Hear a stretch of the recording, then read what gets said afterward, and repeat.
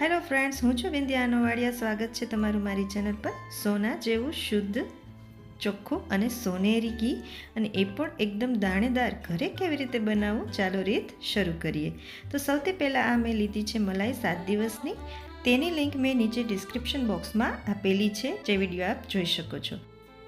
હવે આપણે એક ચમચો લેવાનો છે અને તેની મદદથી મલાઈને ગોળ ગોળ આવી રીતે ફેંટવાની છે, થોડું પાણી નાખીને. પાણી આપણે માટલાનું લીધેલું છે અને આવી રીતે આપણે એક જ દિશામાં એને ફેંટવાનું છે, ઝેરવાનું છે, ઝેણી વગર, કોઈ જાતના બ્લેન્ડર વગર.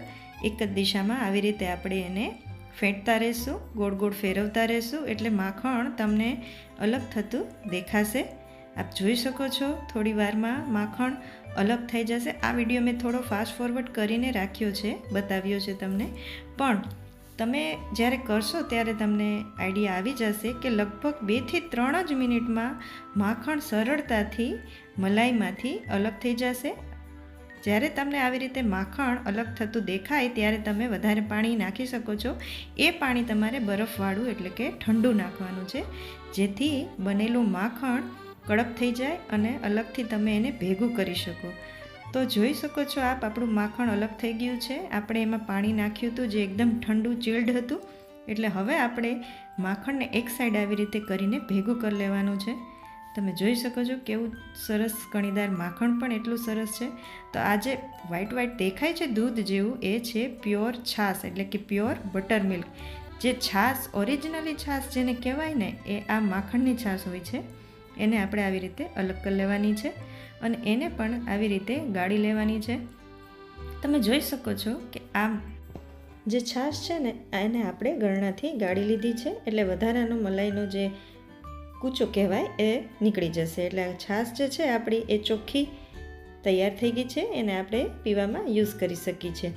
હવે આ જે માખણ છે, જેને આપણે છાશ અલગ કરી લીધી હતી, એમાં હવે આપણે ચોખ્ખું પાણી એડ કરવાનું છે. એને આપણે ધોવાનું છે પાછુંથી, એકદમ આવી રીતે ફેરવીને ખૂબ જ સરસ રીતે એને આપણે ધોવાનું છે. અને એ પાણી પણ હવે ઠંડુ જ લેવાનું છે, જેથી માખણને સરળતાથી આપણે બાઇન્ડ થઈ જાય અને ચોખ્ખું થઈ જાય. આ પાછું જે પાણીથી આપણે માખણને ધોયું, એ પણ થોડુંક સફેદ જેવું દેખાય છે, જે તમે જોઈ શકો છો. હવે એ પાણી જ્યારે આવી રીતે ચોખ્ખું પારદર્શક ન થાય ત્યાં સુધી આપણે માખણને ધોવાનું છે. તો જ આપણું ઘી એકદમ શુદ્ધ અને ગોલ્ડન બનશે. એ વાત ખાસ યાદ રાખવા જેવી છે. જોઈ શકો છો તમે કે આ જે માખણ છે એ હવે એકદમ ચોખ્ખું થઈ ગયું છે અને એને આપણે ધોતા હતા એ પાણી પણ હવે પારદર્શક જ દેખાઈ રહ્યું છે. એવી રીતે આપણે માખણને ધોવાનું છે. તો જુઓ, આ પાણી પણ એકદમ પારદર્શક છે. તો હવે આપણું માખણ એકદમ તૈયાર છે ઘી બનાવવા માટે. એકદમ સરસ. આ માખણને તમે રોટલા સાથે પણ એન્જોય કરી શકો છો, ભાખરી સાથે પણ. તો આપણે અહીંયા ઘી બનાવવું છે, તો ગેસને એકદમ સ્લો ફ્લેમ પર રાખી દેવાનો છે અને પછી આપણે માખણને ગરમ કરવાનું છે. માખણ ઓગળી જશે એટલે થોડી વારમાં જુઓ આવી રીતનું પીગળી જશે અને ધીમે ધીમે ઘી બનવાની પ્રોસેસ તૈયાર થઈ જશે. સ્ટાર્ટિંગમાં તમારે ચમચો ફેરવવો પડશે, પછી ધીમે તાપે એમાં કાંઈ જ કરવાની જરૂર નથી, હલાવવાની પણ જરૂર નથી. ધીમે ધીમે એની પ્રોસેસ થતી જશે અને પાણી કે છાશનો ભાગ જે રહી ગયો હોય તે બળતો જશે અને આપણું ઘી તૈયાર થતું જશે. જુઓ કેટલો સરસ કલર આવી રહ્યો છે, તમે જોઈ શકો છો. હવે ઓલમોસ્ટ ઘી બનવાની તૈયારીમાં છે, પણ હજુ ઘી બન્યું નથી.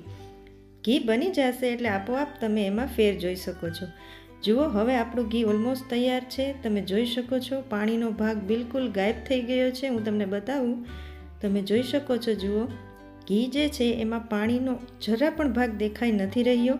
એકદમ ચોખ્ખું ઘી તેલ જેવું દેખાઈ રહ્યું છે. તો હવે આપણે આપણું ઘી રેડી થઈ ગયું છે. તો એને 5 થી 10 મિનિટ રેસ્ટ કરવા દેશું. આમનામ જ ગેસ ઉપર રહેવા દેશું, ચમચો પણ નહીં હલાવીએ અને એમનેમ રહેવા દેશું, જેથી આ ખીટાનો ભાગ જે નીચે છે એ બેસી જાય અને સરળતાથી આપણે એને ગાળી શકીએ. તો ચાલો ગેસને આપણે બંધ કરી દઈએ, કારણ કે આપણું ઘી થઈ ગયું છે તૈયાર. જુઓ, 5-7 મિનિટ એમનેમ રહેવા દીધા પછી આપણું ઘી સ્થિર નીચે બેસી ગયું છે કીટું. તો હવે આપણે એને ચોખ્ખી કાચની બરણીમાં કે સ્ટીલના ડબ્બામાં કે મિલ્કનમાં, તમે જેમાં ઘી કાઢતા હો એમાં આવી રીતે ગરણીની મદદથી ગાળી લેવું. તમે જોઈ શકો છો ઘીનો કલર કેટલો સરસ આવ્યો છે, ગોલ્ડન, એકદમ સોનેરી, સોના જેવું ઘી છે ને એકદમ. આ રીતની પ્રોસેસને આ તમે ફોલો કરશો તો આવું જ ઘી બનાવી શકશો. અને આટલું ઘી 500 ઉપર જેટલું ઘી છે આ ફક્ત ને ફક્ત 6 થી 7 દિવસની મલાઈમાંથી જ મેં બનાવેલું છે, જે અંદાજે 1.5 થી પોણા 2 લીટર દૂધનું છે. તમે જુઓ નીચે જરા પણ કૂચો કે કીટું વધ્યું નથી, થોડું 1-1.5 ચમચી જેવું જ છે. તો થઈ ગયું ને તૈયાર આપણું સોના જેવું શુદ્ધ ઘી, જે છે પણ શુદ્ધ અને સોનેરી પણ છે. અને જે ઠંડુ થઈ ગયા બાદ, જામી ગયા બાદ એકદમ દાણેદાર બનશે, એ પણ હું લાસ્ટમાં તમને બતાવીશ.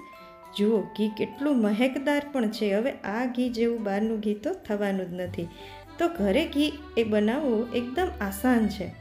તો જોયું ને તમે, હવે આ ઘી આપણું જામી ગયું છે. કેટલું સરસ એનો પણ કલર આવી ગયો છે. આ ઘીને પણ હું તમને બતાવું. જામી ગયા બાદ એ કેટલું સરસ બની જાય છે, કણીદાર.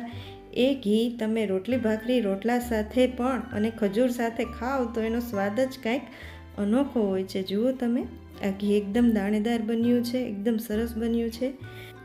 તો ઘી બનાવવાની એવી રીત કે જેમાં વધારે પડતા વાસણ બગાડવાની બિલકુલ જરૂર નથી, ન કોઈ બ્લેન્ડર, ના કોઈ ઝરણી કે ના કોઈ એવા ઇલેક્ટ્રિકના કોઈ પણ સાધનોની જરૂર નથી. ફક્ત એક જ ચમચાની મદદથી એક જ વાસણમાં તમે જે વાસણમાં મલાઈ મેળવી હોય તેમાં ને તેમાં જ માખણ બનાવવાનું, તેમાં ને તેમાં જ છાશ બની જશે. એમાં જ તમારે ઘી બનાવવાનું છે. તો ઝાઝા વાસણ ધોવાની, ચીકણા વાસણને વોશ કરવાની કોઈ જ પ્રોબ્લેમ રહેવાની નથી. એક જ વાસણમાં તમારે બધું જ બની જશે. તો આ રીત તમને કેવી લાગી એ કોમેન્ટમાં મને જરૂર બતાવશો. અને વિડીયો ગમ્યો હોય તો મારી ચેનલને સબસ્ક્રાઈબ જરૂર કરજો અને વિડીયોને લાઇક ને શેર પણ જરૂર કરજો. મેં મારા લાસ્ટ બધી રેસિપી હિન્દીમાં રેકોર્ડિંગ કર્યું છે, તો આ ગુજરાતીનો મારો પ્રથમ અનુભવ છે. તો આપને આ વિડીયો કેવો લાગ્યો તે પણ જરૂરથી બતાવશો. મળશું હવે નવા વિડીયોમાં.